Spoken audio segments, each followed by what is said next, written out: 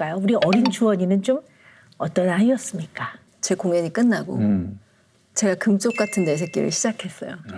근데 거기 나오는 금쪽이들이 너무 저 같은 거예요. 몸에 닿는 촉감이 괜찮았는데 예민해지는 순간에 그것도 따가운 거예요. 뭐 유치원에 가야 되면 옷에 이렇게 브라우스 입고 뭐 스웨터 입고 자켓 입고 그럼 그 센치가 정확히 맞을 때까지 서서 그 센치를 이렇게 레이어드 했으니까 그 폭이. 정확하게. 네. 어릴 때는 약간 소아 강박이 좀 있었던 것 같아요. 여러 가지 사람들마다 좀 그런 면이 있어요. 근데 지금 발레라는 예술을 하는 데에는 굉장히 장점이 될 수도 있을 것 같아요. 왜냐하면 신체의 어떤 움직임을 본인이 아주 민감하게 알아차리고 이 몸의 어떤 균형이라든가 대칭이라든가 이런 거를 기가 막히게 아주 감각적으로 설명 안 해도 몸으로 빨리 알아차리시는 분이에요. 흔히 말하는 좋은 의미의 눈치코치도 아주 빠를 수 있거든요. 혹시 좀 그런 면이 있으세요? 네, 선생님 그 얘기 하시니까 누군가가 저를 싫어하거나 불편해하는 걸 너무 빨리 알아서 너무 사는 게 힘들었어요. 너무 사는 게 힘들었어요. 그래서 애써 안테나를 끄는 연습을 했고 발레는 저한테만 빠져서 연습을 하면 되니까 그 힘든 걸 잊을 수 있는 그냥 제 통로였어요. 정확한 표현이신 것 같아요. 그 다른 사람이 주는 감정적 자극을 레이다만이 잘 돌아가기 때문에 그거를 이 사람이 100을 주면 100만큼을 그대로 다 캐치를 하는 거죠. 100이 그대로 다 오는 거예요. 근데 100이 오다가 주원 씨한테는 150으로 증폭이 되기도 해요. 어떨 때는. 준 거보다 더 많이 느껴지기도 하거든요. 맞아요. 그럼 이제 그게 너무 어떨 때 힘들면 그게 또 끄라고 하면 불편해. 왜냐면 파악을 못하고 있는 건 너무 불안하기 때문에 레이더를 돌리고 있어야 되는데 발레는 내가 나를 보고 있는 과정이거든요. 끊임없이 나의 몸을 보고 모니터에서 고쳐나가고 나한테 몰두하는 과정이니까 그게 타인들이 주는 여러 가지의 어떤 표정이다, 목소리 톤이라든가 행동이나 이런 거에서 오는 감정적 자극에서 이것을 그대로 받든가 아니면 증폭되어 받는 것을 방향을 바꾸는데 아마 큰 역할을 했을 것 같아요. 발레를 함으로써. 정확한 것 같아요. 네네. 네. 발레는 저한테만 빠져서 연습을 하면 되니까 그렇죠. 그 힘든 걸 잊을 수 있는 그냥 제 통로였어요. 정확한 표현이신 것 같아요. 그런 예민함들이 발레를 시작하면서 없어졌어요. 들어볼까요? 네. 매번 거울을 보고 제 자신의 못나고 완성되지 않은 라인을 만들어가는 과정과 여정이었어요. 계속 제 자신을 보고 다듬고 만들고 실망하고 울고 행복했다 불행했다를 반복하는 작업이었던 것 같아요. 그러니까 우리 주원이는 발레 안 했으면 일찍 우리를 떠났을 것 같아 이런 얘기 했을 때도 있었어요. 네. 근데 발레를 만나면서 정말 좋은 친구를 만나서 잘 살고 있다라고 부모님이 말씀하시더라고요. 네. 그 강박이 이제 발레를 통해 없어졌다 이렇게 얘기를 하시지만 저는 혹시 이게 발레로 옮겨간 게 아닌가. 강박이. 발레로 옮겨간 게 아닌가. 강박이. 자기 자신을 컨트롤링 했던 것 같아요. 컨트롤하면서 거기서 약간 강박이나 불안을 그 안에서 좀 통제를 하고 자기 스스로가 통제할 수 있는 그 안에서 안정감을 찾았던 것 같아요. 뭐 저도 사랑도 하고 뭐 남자친구도 만나고 근데 어느 정도 만나고 사랑을 하면 가정을 갖고 싶어 하더라고요.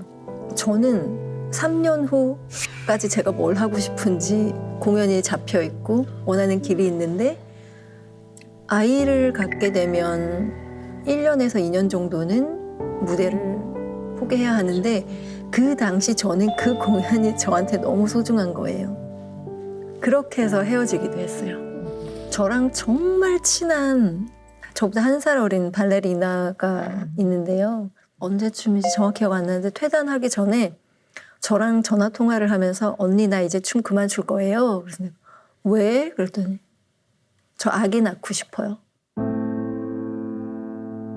그래서 둘이 정말 통화를 하면서 한참을 울었어요. 정말 사랑하는 걸 선택하기 위해서 정말 사랑하는 걸 버려야 되는 거잖아요.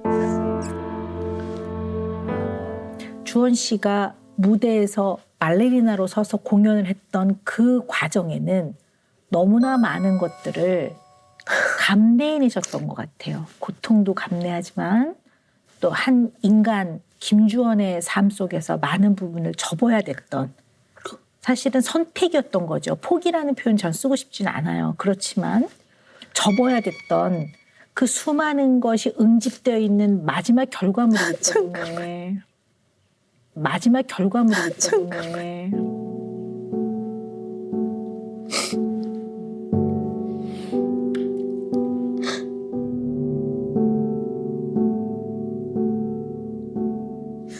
이건 또 다른 백스테이지의 모습이잖아요, 선생님. 저는 이걸 별로 보여드리고 싶지 않았어요, 관객분들한테도. 그렇군요. 네. 발레리나 김주원만 있지 인간 김주원의 인생이 빠져 있어요. 인간 김주원의 인생이 빠져 있어요. 발레리나 김주원은 영원한 거예요. 무대에서 내려와도 발레리나 김주원으로서의 공연을 했고 그것으로 관객들과 소통을 하고 관객들에게 기쁨을 줬던 거는 그대로 남아있는 거고 이 무게를 내려놔야 될 때가 반드시 옵니다. 누구나 다. 그렇게 말씀해 주시니까 제가 오히려 언제까지 무대에 설 수 있을지는 이제 모르겠지만 내려가는 순간까지 행복하게 춤출 수 있을 것 같아요. 네.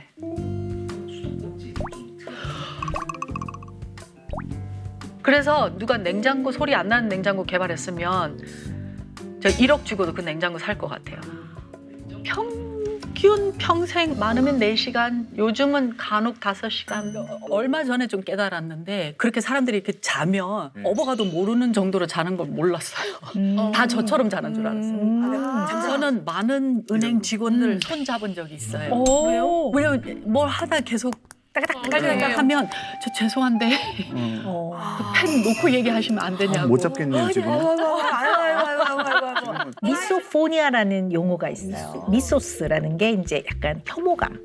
그다음에 포네 이게 소리거든요. 어떤 특정 소리에 대해서 굉장히 좀 싫은 이제 이런 특징을 가진 사람들이 있더라. 이제 이거 관련되는 이제 대뇌가 사실은 이제 어떤 상황을 파악하는 거라든가 또는 그 결과를 예측해 보는 거라든가 이런 거와 관련이 되는 뇌거든요. 그래서 소리에 예민한 사람들 중에는 상당히 창의적이고 네, 음악적인 면에서는 굉장히 어떻게 보면 이제 재능이라고도 또 볼 수 있죠. 이 예민한 것이 일상생활에는 영향을 주지 않는, 불편하지 않는 게 사실 제일 좋은 거긴 하는데요. 밤에 이제 이렇게 딱 이렇게 잠을 자려고 누웠는데 소리들이 들리면 우리 감독님 같은 경우는 딱 각성이 되는 것 같아요. 이 소리에. 이 소리가 딱 들리면 이제 딱 각성이 돼서 뇌가 깨니까 사실 이제 잠이 드는 데는 좀 어떻게 보면 네. 방해 요소가 좀 될 수도 맞습니다. 있겠죠. 네. 이게 언제부터 그러셨어요? 제 기억에는 4살 때 저희가 이사를 갔거든요. 근데 그때 그 왜 옛날 그때 부산에는 일본식 집들이 네네네. 많았으니까 그 이렇게 천정에 이렇게 나무로